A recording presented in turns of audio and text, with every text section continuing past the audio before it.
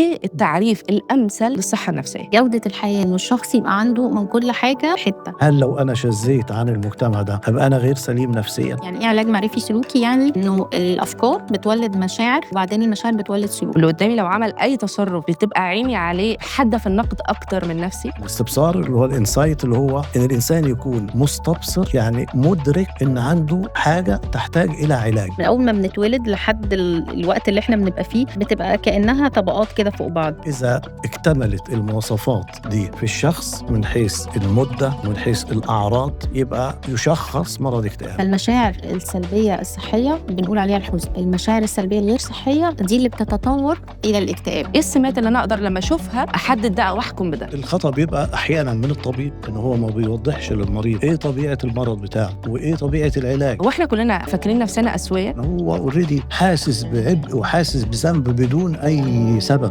بيبقى في ساعات ناس ما هياش متخصصة والناس بتروح لها بحسن نوايا، ما بيبقاش عندهم فكرة اللي هي إحنا عندنا حاجة اسمها الميثاق الأخلاقي. ده بيحسس المريض قد إيه هو عاجز. ليه تمن الكشف دايماً للدكتور أو الطبيب النفسي بيبقى غالي؟ أهلاً بكم وأولى حلقات بودكاست كالما توكس. الحقيقة أن البودكاست دوت هو مساحة هادية ورايقة جداً لكل الناس اللي عايزة تعرف أكتر عن نفسها. أنا نورهان طمان ومعايا استشاري الأمراض النفسية والطب النفسي دكتور أحمد عبد السلام. برحب بيك يا دكتور. ومعايا دكتورة شيرين شوقي استشاري الإرشاد النفسي. برحب بيك يا دكتور. أهلا بيك. خليني أقول لكم إنه يعني البودكاست أو الحلقة بتاعتنا إحنا نتكلم فيها ونفضفض في كل حاجة ممكن تيجي في دماغ الناس اللي بتتفرج معانا. يعني خليني أقول لكم إنه أنا معايا أساتذة في الطب النفسي، فإحنا قدام أسئلة كتير جدا وواسعة جدا وما بتخلصش الحقيقة يعني. طيب خليني أقول لك أبدأ بيك يا دكتور أو أسألك عن الصحة النفسية. إيه التعريف الأمثل للصحة النفسية؟ هي الصحة النفسية يعني التعريف بتاعها واسع جدا جدا واتقال فيه كلام كتير جدا. ففي ناس قالت هل الصحة النفسية مثلا هي ان الواحد يكون يحاول يتمثل مثلا بالزعماء والقادة والأنبياء، على أساس ان هو لو تمثل بالناس دول وحاول ياخد صفاتهم يبقى هو كده إنسان صحيح نفسيا. فقالوا لا، يعني صعب ان كل الناس تحاول تكون زي الناس العظماء دول. في ناس تانية قالوا طيب هل الإنسان ممكن يكون صحيح نفسيا لو انه يشبه أغلب المجتمع بتاعه؟ لما طرحوا الموضوع ده لقيوا برضو ان لا، في رد عليه. طيب في مجتمعات مثلا تكون كل المجتمع مش مظبوط، فاسد، في فساد في المجتمع كله. هل لو أنا شذيت عن المجتمع ده أبقى أنا غير سليم نفسيا؟ باعتبار أن المجتمع كله فاسد، زي مثلا قوم سيدنا لوط، كان كل المجتمع فاسد وكان سيدنا لوط هو المصلح الوحيد أو النبي اللي هو جاي لهم. هل نعتبر أن سيدنا لوط كونه أنه كان شاذ عن هذا المجتمع هو غير سوي نفسيا؟ لا، هم اللي كانوا غير أسوياء نفسيا. وكذلك معظم الأنبياء والرسل أقوامهم اعتبروهم مجانين، إن هم كانوا شاذين عن القاعدة بتاعت الناس. فبالتالي قالوا لا، مش معنى أن أنا أكون مشابه لأغلب الناس إن أنا أبقى سليم نفسيا. فاتحطت يعني نظريات كتير جدا جدا في المسألة دي. فرويد مثلا زمان قال إن الصحة النفسية هي القدرة على الحب، مقدرة الإنسان على الحب والعمل. بعد كده في ناس حطوا يعني سمات كتيرة جدا. السمات دي أو أغلب السمات دي يعتبر إنسان صحيح نفسيا. زي مثلا الواحد يكون عنده قدرة على عمل علاقات مع الآخرين، عنده قدرة على العمل، عنده قدرة على حب الناس، عنده قدرة على الاختلاط بالناس، عنده قدرة على تحمل المسؤولية، عنده قدرة على التحكم في نفسه. قالوا الإنسان اللي تتمثل فيه صفات زي كده ده يعتبر إنسان سليم نفسيا. طيب لو سألت دكتورة شيرين إيه التعريف الأقرب ليكي؟ يعني زي ما الدكتور قال مفيش حاجة بعينها يعني اعترافات كده يعني تعريفات كتير، لكن اللي أنا باشوفه يعني سهل شوية فكرة إنه جودة الحياة، يعني إنه الشخص يبقى عنده من كل حاجة حتّة. يعني إحنا عندنا جوانب كتير في الحياة، جانب ديني، جانب اجتماعي، جانب عملي، مادي، جمالي وهكذا. ف إذا قدرت إن أنا يعني أبقى في كل الجوانب واخدة حتّة، حتّة، حتّة، حتّة، فابقى كده خلاص فكرة السواء، يعني إن أنا أبقى مش واخدة من حاجة كتير أوي وحتّة تانية مش واخداها خالص. وإن أنا يبقى عندي إن أنا مستمتعة بالحتّة اللي أنا فيها. يعني قد يكون أنا دي بالنسبة لي جودة، وبالنسبة لحد تاني لأ، يعني ده مش أحلى حاجة. لكن فكرة إنه الشخص يبقى حاسس إن هو ما عندوش مشكلة مع نفسه ولا مع الآخر. طيب بما إني بقى يعني قاعدة قدام استشاري طب نفسي واستشاري إرشاد نفسي، أنا عايزة أعرف الفرق. الموضوع فعلا ناس كتير بتسأل، وناس كتير تيجي العيادة، وممكن بعد ما يقعدوا مع الدكتور او مع بعد قبل لما يقعدوا مع السايكولوجيست مثلا يقولوا له انت مش بتكتب دواء، فانا كنت جاي لك عشان تكتب لي دواء، امال مين اللي بيكتب الدواء، حاجات زي كده. ففعلا الموضوع يعني ناس كتير ملخبطه فيه. الطبيب النفسي هو طبيب خريج كليه طب، وبيكون ممكن يتخصص في أي تخصص طبي زي النساء والولادة، جراحة، أطفال، أنف وأذن، وممكن يتخصص في الطب النفسي.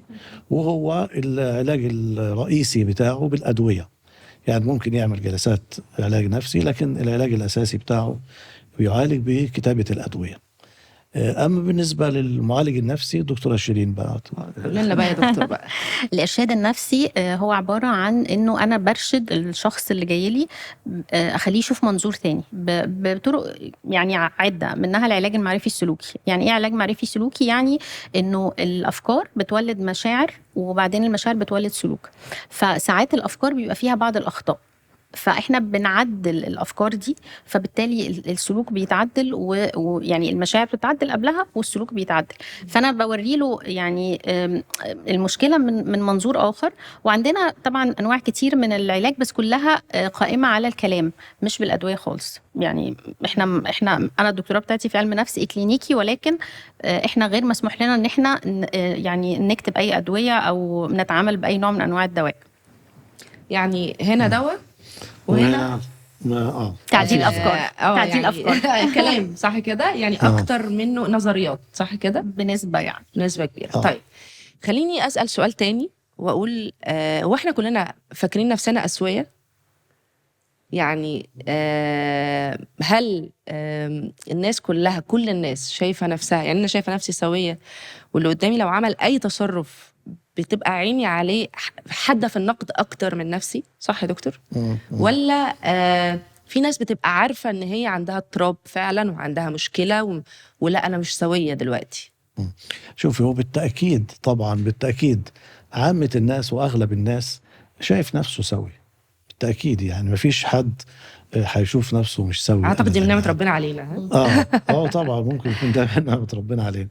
لكن ممكن الآخرين المحيطين بينا، وبالذات كمان لما الناس اللي بيحبونا، يعني إخواننا وأخواتنا وأمهاتنا وأبائنا، لما يشوفوا فينا بنعمل شيء خارج عن المألوف أو بنعاني من شيء، يدركوا إن إحنا بنعاني من حاجة، أو إن إحنا عندنا مرض نفسي أو اضطراب نفسي أيا كان المسمى.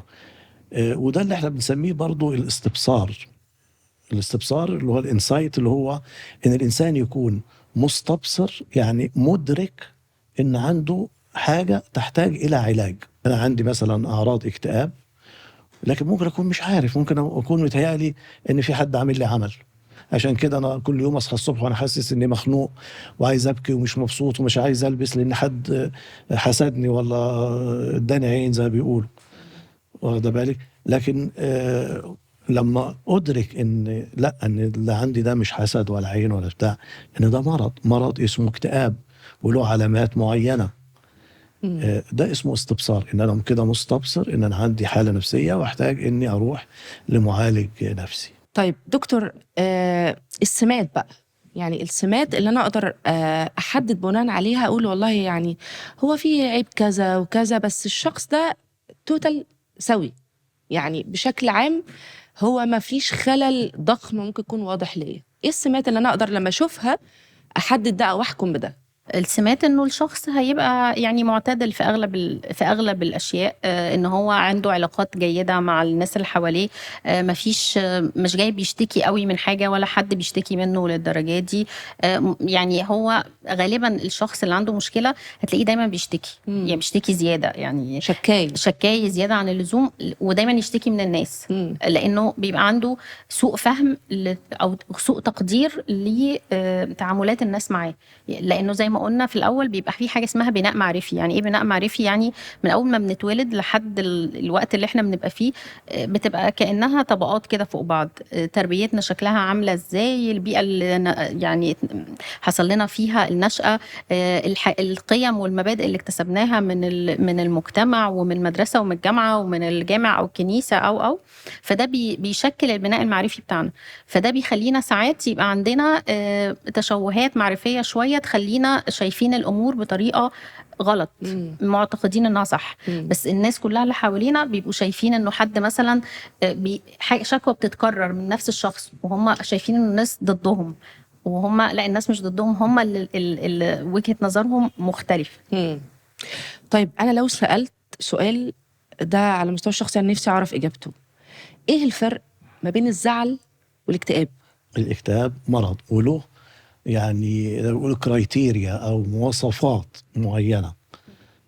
إذا اكتملت المواصفات دي في الشخص من حيث المدة ومن حيث الأعراض يبقى يشخص مرض اكتئاب. وفي كتاب عندنا احنا بنعتمد عليه كأطباء اللي هو اسمه DSM 5 يمكن دلوقتي، اللي هو التقسيم الأمريكي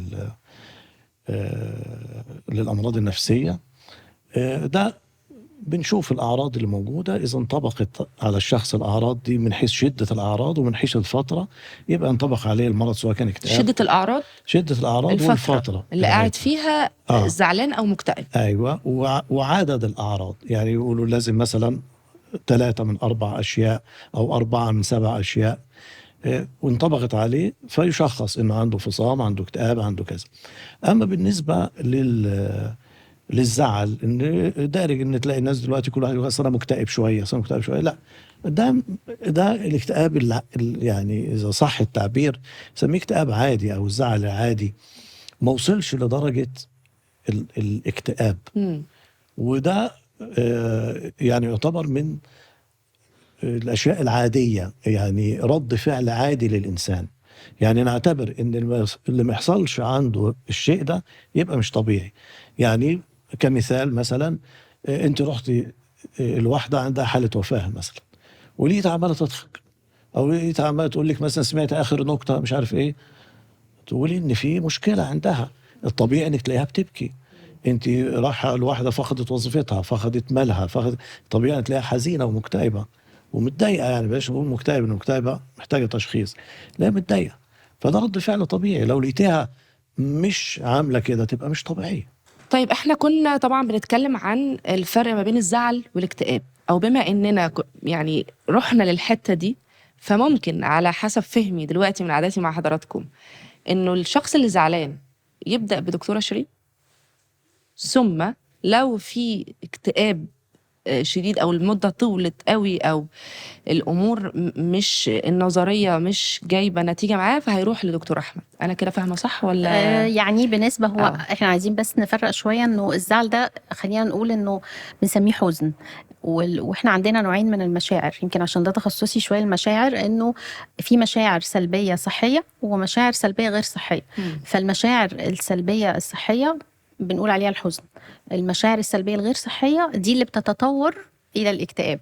يعني إنه مثلا شخص فقد حد قريب منه، حد اترفد من الشغل، حد حصل له أي ظرف يعني لازم رد فعله إنه هو يبقى زعلان زي ما حضرتك قلتي، فهو بيحصل له حالة من الحزن، شعور بالحزن، ومفروض إن هو الشعور ده يعني ياخد وقته ويخلص. طيب قعد أسبوع 2،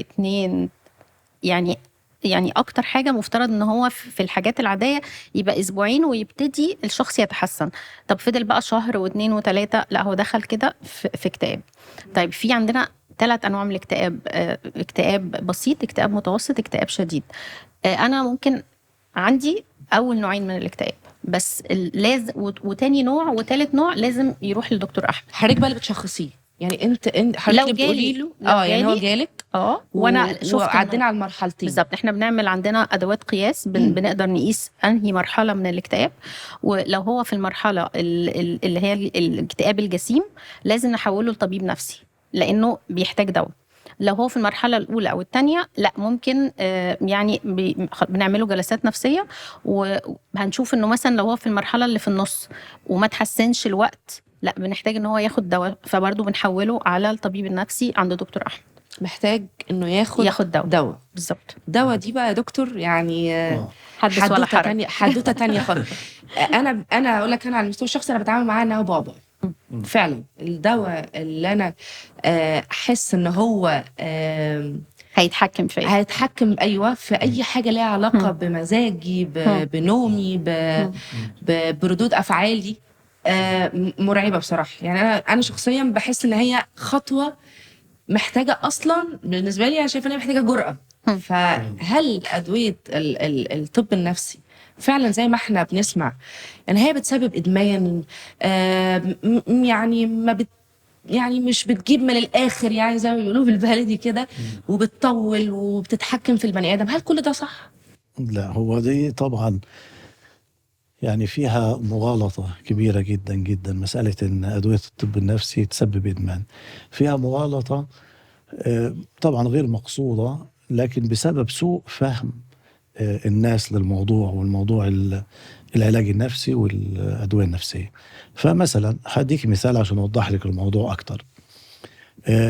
وده الخطأ بيبقى أحيانا من الطبيب، إن هو ما بيوضحش للمريض إيه طبيعة المرض بتاعه، وإيه طبيعة العلاج، والعلاج هيستمر قد إيه، وهل المرض ده مرض قابل إن الإنسان ينتكس تاني ولا لأ. لازم ده يتشرح للمريض طبعا لازم يتشرح للمريض طبعا كاملا.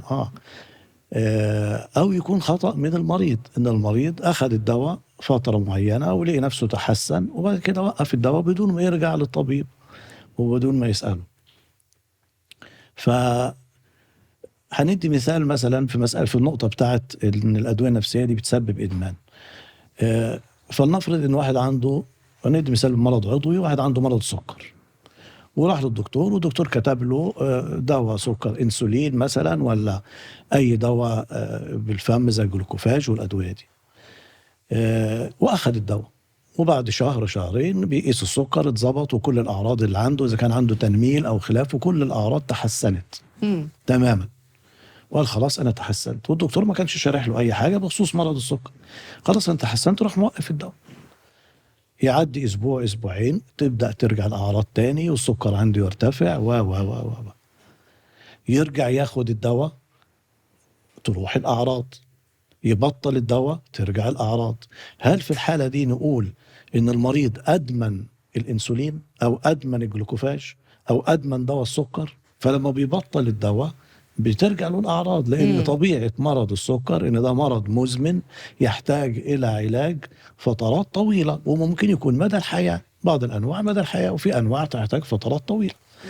يكون ان الدكتور ما شرحلوش او الدكتور شرح له وهو ما التزمش بالشرح، فكل ما يبطل الدواء ترجع له الاعراض، فيقول لا ده ادمن الدواء. كذلك في الامراض النفسيه، في بعض امراض نفسيه تحتاج الى علاج يمكن لمده اسبوعين ثلاثه، وفي امراض تحتاج الى علاج 6 شهور، وفي امراض تحتاج الى علاج مدى الحياه، زي مرض السكر وزي مرض الضغط. مدى الحياه افضل اخد دواء لازمه نفسيه عندي. يعني مش عيب. هل هو مريض السكر يقدر يبطل دواء السكر؟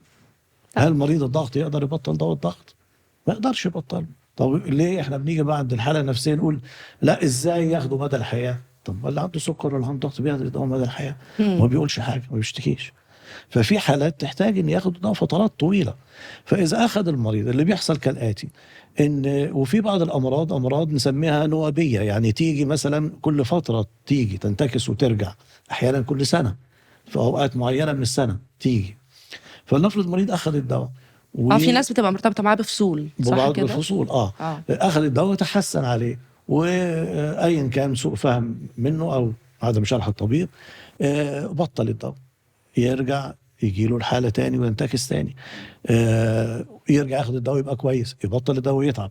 فيجي اهل المريض يقولوا ايه؟ يقولوا والله هو من يوم ما راح للدكتور فلان ما شافش خير ابدا، من يوم ما راح للدكتور فلان منه لله اداله دواء خلى الولد ادمن على الدواء، ياخد الدواء يبقى كويس، يبطله يرجع تعبان تاني ويجي له نفس الحاله تاني، نرجع له الدواء يبقى كويس، الولد ادمن الدواء منه لله دكتور فلان انه اداله دواء ادمن عليه. هم مش مدركين ان لا، هو ما ادمنش على الدواء، هو طبيعه المرض يحتاج انك تمشي على الدواء فتره اطول من كده علشان ما يحصلش الانتكاسه دي، او يمكن مدى الحياه عشان ما يحصلش الانتكاسه.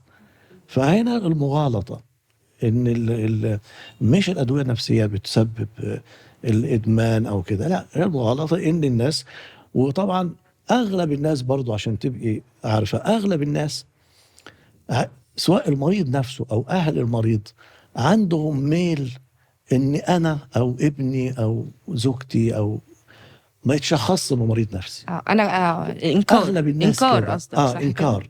كده؟ فبالتالي لما ياخد الدواء ويتحسن يبقى نفسه يوقف الدواء، عايز يوقف الدواء مم. ويعزي التحسن اللي حصل لأي سبب آخر. هو يعني يحاول يلاقي أي سبب غير الدواء إن هو اللي تسبب في التحسن. مم. ليه؟ علشان هو خايف إن ياخد الاستجمة، إني الوصمة إني أنا مريض نفسي، أنا بقيت مريض نفسي، أنا هستمر على دواء نفسي. فبالتالي يبقى هو حاسس إن الدواء ده عدو له، نفسه يخلص منه في أقرب فرصة ممكنة. فبمجرد يحس إنه كويس يروح مبطل الدواء، فيروح منتكس. وحتى في الأسباب، يعني في أسباب المرض، لما الناس نقول لهم مثلا إن الولد ده المرض اللي عنده ده حاجة وراثية مثلا، وبعدين يلاقيه تحسن بعد شوية بالعلاج، يحاول يعزي سبب المرض نفسه لأي شيء آخر غير إنه يكون لا وارثه من كده. يقول لك لا، هو كان كويس، الولد كان كويس لغاية لما جه في يوم كان طالع على السلم والنور مقطوع، والله لازم نسمع الكلام ده، والنور مقطوع او عيط في الحمام وطلعت قطة سودة ايوه. فزعته، ومن يوم ما اتفزع هو حصل له كده، مم. حصلت له الحالة دي. لكن لا ما لهوش علاقة بجده اللي كان عنده فصام ولا بأبوه اللي كان عنده مش عارف، لا، هو من يوم ما القطة دي فزعته على السلم وهو جات له الحالة دي. فدائما الناس عندها يعني الطريقة دي ان مبررات واهية يعني. ايوه، يحاولوا انه يبعدوا عن نفسهم. ولذلك تلاقي كتير اغلب المرضى النفسيين، او دي من مشكلة ان احنا بنعانيها من المرضى النفسيين، ان بمجرد ما يحس بالتحسن عايز يبطل الدواء بسرعة. مم. والادويه بتاعتنا دي لا، لازم تتاخد. بس المجتمع كورس. ليه دور في اللي حضرتك بتقوله ده يا دكتور؟ نعم. المجتمع ليه دور، يعني نظرة المجتمع طبعا، يعني طبعا. نظرة المجتمع يا دكتور شيرين لحد لو اتعرف انه هو بيروح لطبيب نفسي او مرشد نفسي، النظرة المجتمعية بتجرح، وفي نفس الوقت بيبقى فيها طبعا جانب كبير من التنمر كمان اكيد. فده ساعات بيضيف عبء على المريض اكتر. يعني احيانا الانكار بيبقى بس ابعاد الوصمه دي عن نفسه بس. صح؟ مش يعني حضرتك بتقابله اكيد الحالات دي؟ طبعا. بس يعني دلوقتي المجتمع، يعني انا شايفه ان هو بقى فيه تحسن، انه بقى فيه وعي اكتر. يعني بقت الناس عندها درجه من الوعي، طبعا مش تعميم، لكن يعني نسبة كبيرة من الناس بدوا يبقوا لا متصالحين مع فكرة ان انا تعبان وبروح يعني بعمل جلسات علاج نفسي او باخد ادوية عشان انا مثلا بتوتر زيادة عشان ابقى في شغلي كويس. ممكن يبقى ناس اصلا مثلا عندها قلق، يعني اضطراب القلق ده ساعات يعيق الشغل، لانه حد بيجيله مثلا نوبات هلع، فده لازم ياخد يعني أدوية خفيفة بسيطة عشان يعني أداؤه يبقى جيد في البيت في الشغل وهكذا. فالناس بقت عندها وعي شوية. وفي طبعا بعض الناس لسه يعني مع فكرة الوصمة، وانه دي كده انا قليل، انا كده وحش، انا كده يعني، وده نوع من انواع عدم الوعي يعني. فاحنا يعني بنحاول يبقى نوعي الناس انه زي ما الدكتور بيقول انه ده حاجه عاديه زي اي اضطراب، بناخد دواء ممكن نبطله ممكن ما نبطلوش، وده يعني ما بيوصفناش بحاجه وما بيقللش من شأننا اي شيء. طيب أنا إزاي أختار المعالج النفسي الصح؟ يعني إزاي تبقى عندي المشكلة وأنا يعتبر عشان أروح للمعالج النفسي الصح فهشخص نفسي، ده اللي أنا استشفيته شوية، لأنه البني آدم أكيد هو أدرى واحد بنفسه. تشخيص البني آدم لنفسه ثم الخطوة اللي بعدها بقى إن هو يروح للمعالج الصح، إزاي يا دكتور؟ طب هي معلش في نقطة لو سمحتي لي ان اقولها قبل ما ندخل على النقطة دي، اللي هي مسألة الإنكار من الأهل بالذات، لأن دي الحقيقة في غاية الأهمية. أحيانا يبقى الأهل مثلا عندهم واحد ولد أو بنت عنده اكتئاب مثلا، وهم مش عايزين يعترفوا ويرفضوا حتى أنه يروح لطبيب، ويبتدوا يقولوا له على حاجات تانية يعملها. لا بس قوم صلي، لا قوم بس اقرا مش عارف ومصلي دي مهمة قوي يا دكتور، لأنه ناس كتير بتحب تريح دماغها ويقول لك أنت أكيد يعني عندك المشاكل دي عشان أنت بعيد عن ربنا. إلقاء برضو الأزمة على التأنيب أو اللوم فيما يخص أي حاجة لها علاقة بالعبادات أو الطقوس الدينية، ده مش عبء في حد ذاته على المريض. إن ده عبء كبير جدا جدا. ليه؟ لأنه هو مريض الاكتئاب مثلا هو اوريدي حاسس بعبء وحاسس بذنب بدون أي سبب، هو حاسس بالذنب. يعني من ضمن أعراض الاكتئاب الجلد، فيه إنه هيبقى حاسس بالذنب وحاسس إنه قليل وحاسس إنه ضئيل ففوق الأحاسيس دي كلها كمان تحسسه إن هو يكون إنك أنت كمان إن اللي جالك ده لأنك بعيد عن ربنا، وهو يكون انسان بيصلي وبيصوم ويعمل كل الفروض اللي عليه. يقول لك والله، ويجي لنا ناس كتير والله انا بصلي وبصوم وبعمل كل حاجه ولا بشرب ولا مش عارف ايه ولا كذا، انا طب ليه ربنا بلاني بحاجه زي كده؟ او ليه ربنا يعني بيعاقبني على ايه؟ هل كل الناس المتدينه جدا ما بيجيلهاش مشاكل نفسيه او امراض نفسيه؟ لا طبعا نهائي.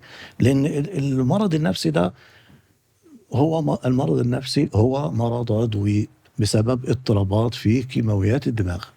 ده شيء خلاص يعني established، في اضطرابات بتحصل في كيماويات الدماغ بتسبب المرض النفسي. زيه زي الشخص اللي عنده التهاب في الزايدة، زي اللي عنده التهاب في اللوز، زي اللي عنده حصوة في المرارة. هل الإنسان المتدين اللي بيصلي ويصوم ما يجيلهوش التهاب في الزايدة؟ ما يجيلهوش حصوة في الكلى؟ ما يجيلهوش حصوة في المرارة؟ يجيله. فهو دور الدين في المسألة الحاجات النفسية إيه؟ إن الواحد ياخد العلاج ويدعي ربنا سبحانه وتعالى إن ربنا يشفيه، زي دوره في أي مرض عضوي. زي أنا عندي مرض في الكلى في الكبد، باخد العلاج بتاع الكلى والكبد وادعي ربنا إن ربنا يشفيني. لكن إن أنا أعزي المرض اللي عندي إن ده بسبب صحيح إحنا متفقين برضو على المسألة إن البعد عن الدين والانخراط في الأشياء الغلط ده بالتأكيد بيحسس الإنسان في وقت ما بيشعر بالذنب ويحس بالذنب ويحس بالكآبة. ده متفقين عليه، يعني بعد الإنسان عن الدين بيحسسه بالكآبة. لكن مش المريض الاكتئاب هو مريض أو بيعاني من مرض الاكتئاب أو الفصام أو خلافه لأنه بعيد عن الدين، لا، ده مرض زيه زي أي مرض. ومسألة إن الأهل يقولوا له مثلا اعمل كذا اعمل كذا، دي بتخلي المريض يتعب أكتر. فالمريض مثلا لما يكون مكتئب بيبقى عنده حالة عجز شديدة جدا جدا، بيبقى يعني حسب التعبيرات اللي احنا بنسمعها من المرضى، حتى الواحد رغبته انه يغسل سنانه مش قادر، رغبته انه يغير لبسه مش قادر، لو أجبر انه يلبس عشان ينزل يروح للدكتور اي حاجة ويلبسها وخلاص، مش عايز يلبس ولا ما فيش اي متعة ولا اي رغبة. يبقى عنده مثلا معتاد انه يحط برفان معين او كده، يبقى مش طايق ريحة برفان، حاسس مش طايق مش قادر يحطه. فشوفي واحد زي كده يبقى عنده عاجز عن ان يعمل كل الاشياء البسيطة دي، ويجي مثلا اهله يقولوا له ما تقوم ننادي فلان صاحبك مش عارف ايه وروح المطعم التركي اللي فتح جديد، ولا المطعم مش عارف ايه اللي انت بتحبه، او تعالى مش نروح السينما، فيحس ان هو مش قادر فيتعب اكتر. ده بيحسسه قد ايه هو عاجز. يعني ان انا اقوم البس عشان اروح مطعم انا اصلا بحبه مش قادر. انا عشان اقوم ادخل سينما وانا راجل بحب السينما واهلي عارفين بحب السينما مش قادر. ده قد ايه انا عاجز. ده بيحسسوا بالعجز اكتر. هم بيتهيأ لهم ان لما يقولوا له الكلام ده هيطلعوه من الاكتئاب اللي هو فيه. يلا اطلع من اللي انت فيه، يلا قوم البس، يلا قوم. هم كل ما يقولوا كده وكل ما يلحوا عليه كده كل ما يحسسوه قد ايه هو عاجز، قد ايه هو مريض، قد ايه هو تعبان، مش قادر يعمل الحاجات البسيطة. واخد بالك؟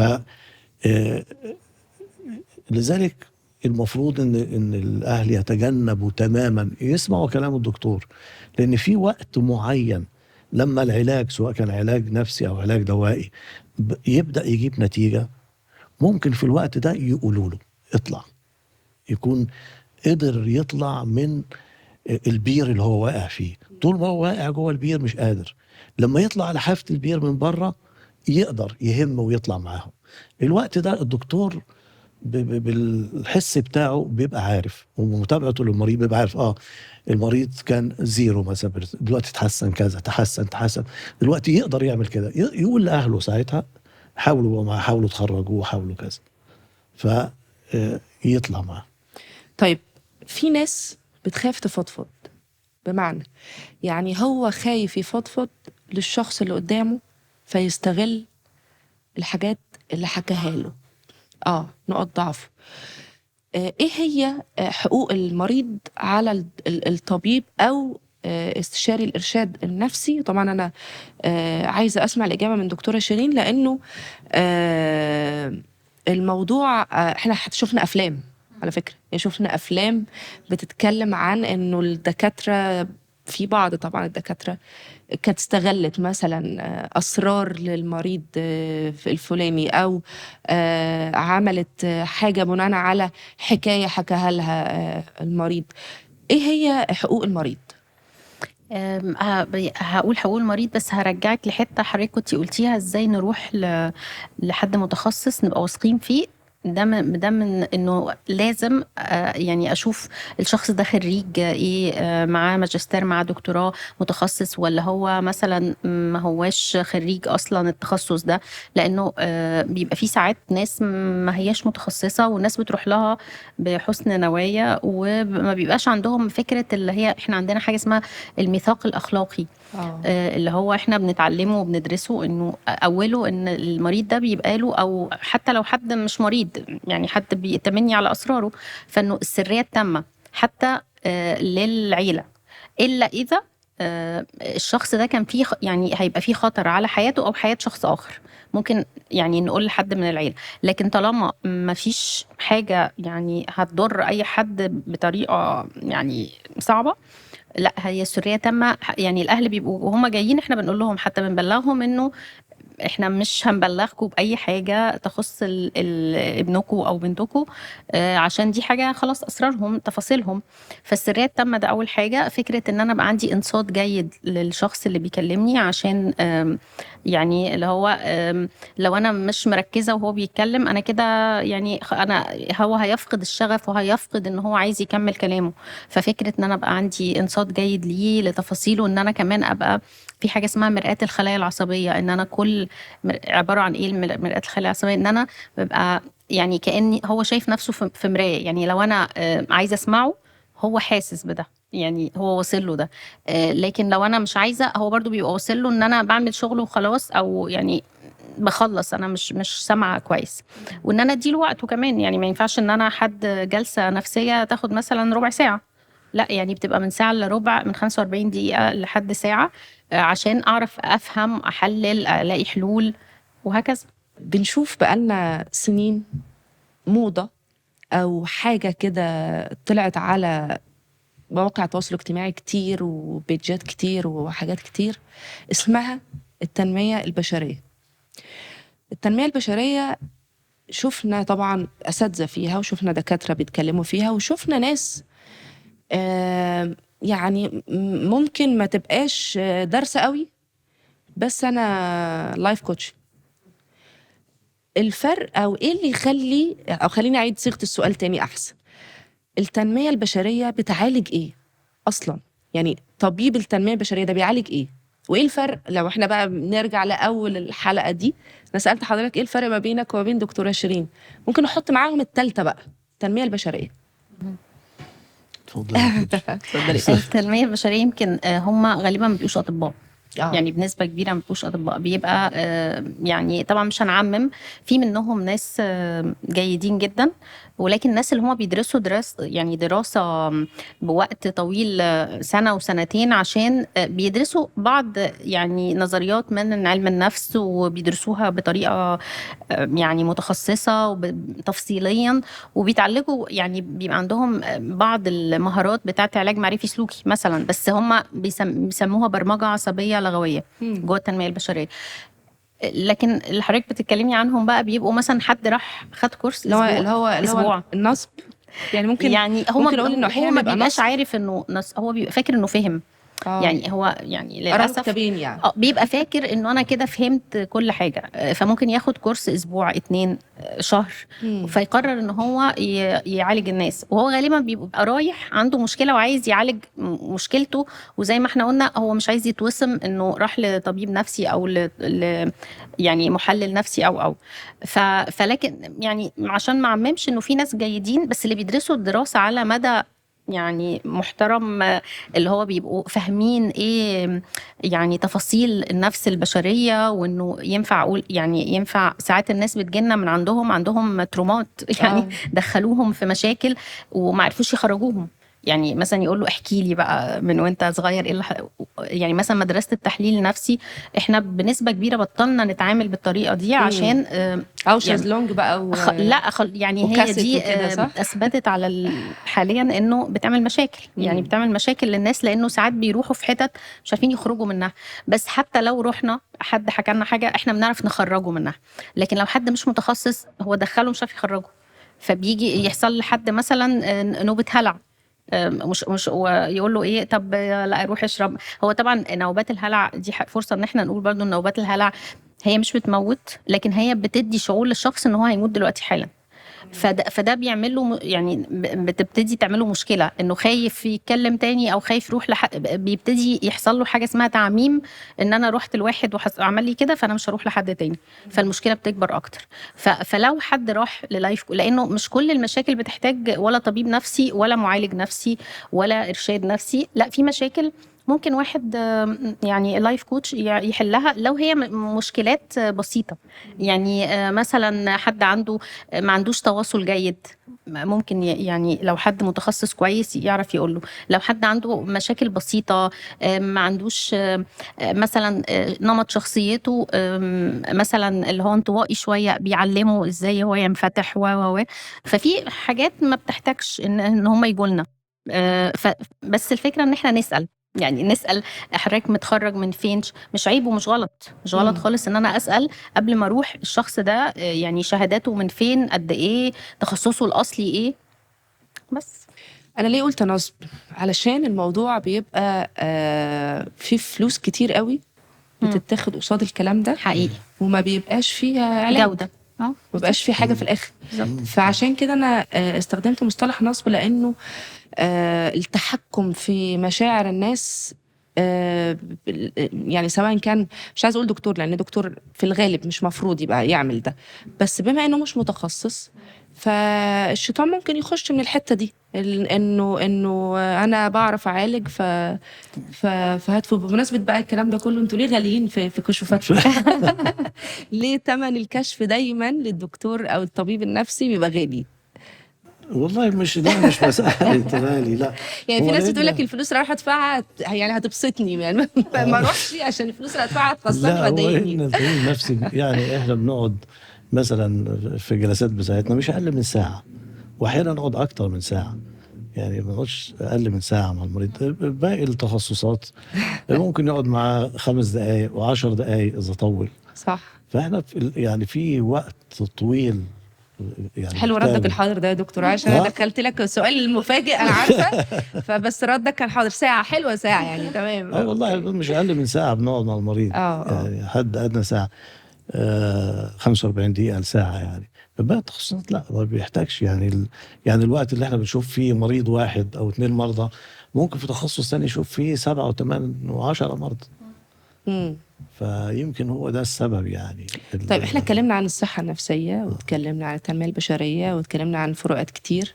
عايزة من حضراتكم نصيحة في جزء من اللي اتكلمنا عليه، من حضرتك يا دكتور أحمد ومن حضرتك يا دكتورة شيرين، نصيحة للناس اللي بتتفرج علينا، يعني بتقابلها حضرتك كتير وحضرتك بتقابليها كتير، من وحي أو من واقع هذه الحلقة. ما تشخص نفسك، لان ناس كتير دلوقتي احنا بيقول لنا في العياده ناس اول ما يدخل كده يقول انا دخلت على جوجل وقريت وبتاع ولقيت ان انا عندي OCD، انا عندي كذا. لا، ما تشخص نفسك، لان التشخيص محتاج حد متخصص، لان ده حتى المتخصصين نفسهم احيانا بيختلفوا مع بعض في التشخيص. انت رايح لدكتور شخصه وراح لدكتور تاني شخصه تشخيص، فما بالك ان انا اشخص نفسي. فالمهم جدا ان الواحد ما يشخصش نفسه، ولما يوصل لمرحله انه حاسس باعراض، لازم برضه يبقى الانسان فاهم ان اغلب الاعراض النفسيه هي درجه مرتفعه من الاعراض العاديه اللي بتيجي لكل الناس. يعني انا عايز اديك مثالين عشان اوضح بس للناس. نيجي مثلا للوسواس القهري، ان الواحد يبقى موسوس ويعيد ويفتح الباب ويقفله ويقفل الباب وينزل ويتاكد ان الباب مقفول ومش عارف ايه. انت لو مثلا حد اداكي قال لك ان رهان خدي ال10 مليون جنيه دول او 10 مليون دولار دول، خليهم خليهم عندك لغايه الصبح، حاجه خدهم منك الصبح عشان نحطهم في البنك. حطيتيهم في الدولاب وقفلت عليهم، هتنزلي تركبي العربيه بعدين هتقول ان لا لكون ما قفلتش. هتروحي اي طالعه وفاتحه باب الشقه اللي انت قفلتيه 3 مرات وفاتحه الدولاب اللي انت قفلتيه مرتين.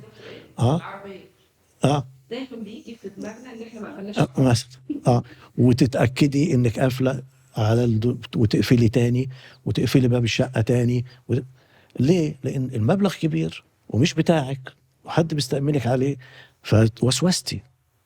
انت النهارده رايحه شغل مثلا بتشتغلي في بنك وداخله مع مدير البنك ولا مدير البنك بتعرفك على الناس اللي قاعدين الموظفين اللي معاكي، فلقيتي واحد بيميل على واحده كده وبيضحكوا، هتشكي، هيجي لك شك ان هم بيعلقوا على حاجه في لبسك في شكلك في اي حاجه، وممكن يكونوا هم بيتكلموا في موضوع تاني ولا هم شايفينك اصلا. ما ده نوع من البارانويا بس دي. ف الاكتئاب ده اللي فقد حاجه، ده اكتئاب عادي، اكتئاب عادي. اللي وسوست دي لان عندها مبلغ ضخم جدا خايفه عليه، ده نوع من الوسواس، بس وسواس عادي، وسواس عادي لان المبلغ كبير ومش بتاعي. اللي شكت ان بيتكلموا عليها زي ما بييجوا مرضى الفصام، مرضى الفصام يتهيألهم الناس بتتكلم عليهم والناس بتلقح كلام عليهم والناس مش عارف ايه، دي عرض من اعراض الفصام اسمه الوهم او الديليوجن. جالك ليه؟ لانك داخله في مكان جديد ومتوقع ان ممكن الناس تعلق عليك فحسيتي بكده.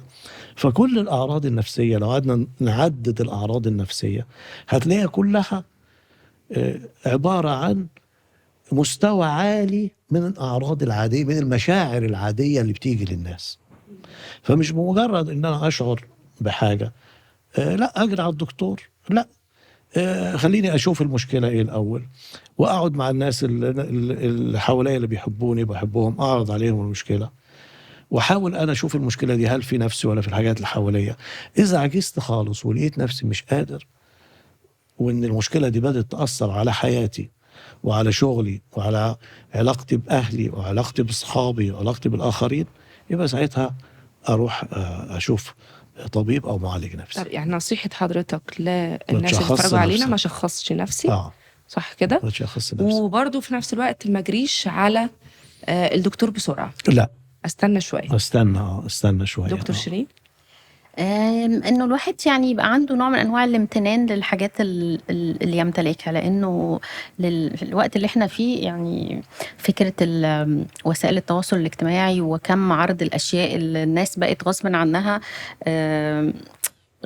بتروح ناحية انه بقينا مجتمع استهلاكي بنسبة كبيرة، فساعات ما بنمتنش للحاجات اللي عندنا ونبقى شايفين احنا، فده بيعمل لنا مشاكل اصلا. ففكرة انه كل واحد يبص على نفسه، وغالبا الصورة اللي احنا بنشوفها دي الصورة اللي هي مش لازم تكون الحقيقيه، هم بيوروا احسن حاجه وممكن ما تكونش ده الواقع. فخلينا نبص على الحاجات اللي عندنا ونمتن. احنا كل ما امتنينا للحاجات وبصينا للحاجات اللي عندنا واحنا حاسين انها عادي، يعني حياتنا هتبقى احلى وهنقابل اي مشكله بطريقه مختلفه. فالامتنان، ان احنا نفعل ثقافه الامتنان ده هتفرق قوي في نفسيات يعني كل الناس. اسمعوا النصايح دي كويس جدا يا جماعة، وركزوا في كل كلمة بتتقال، أكيد أكيد هتفيدكم في يوم من الأيام. كمان خليني أقول لكم، لو في أسئلة أو مقترحات لحضراتكم تابعونا واكتبوها لنا على منصات كالما توكس المختلفة، هنشوفها وهنتابعها وهناخد بيها أكيد في الحلقات اللي جاية. أما بقى سؤال الحلقة، فخليني أسألكم وأعرف إمتى آخر مرة حسيتوا إن أنتوا محتاجين تروحوا لدكتور نفسي، ومحتاجين إن أنتوا تشوفوا أو تخلوا حد، تسمعوا من حد اكتر وتسمعوا بشكل علمي اكتر، وتجاوزتوا فكره ان انتوا بتتكلموا مع اللي حواليكم. انا نورهان طمان كنت معاكم، وكان معايا دكتور احمد عبد السلام استشاري الامراض الطب النفسي، وكان معايا دكتوره شيرين شوقي استشاري الارشاد النفسي. شكرا لكم جدا وشكرا لمتابعتكم.